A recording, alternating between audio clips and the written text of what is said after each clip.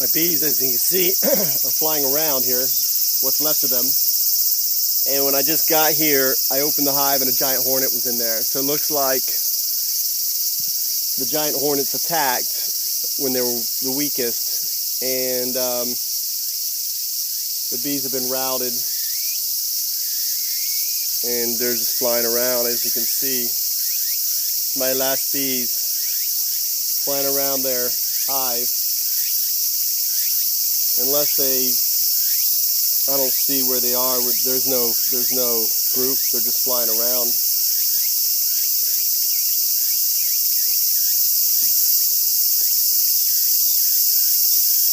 Few handful of them left.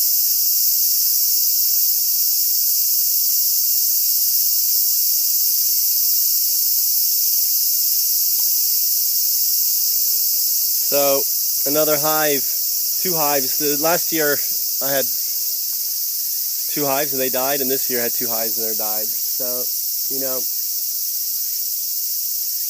it's just very difficult now to be a beekeeper, especially in Japan, with the added challenges of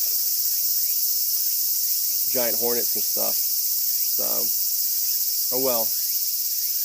Live and learn.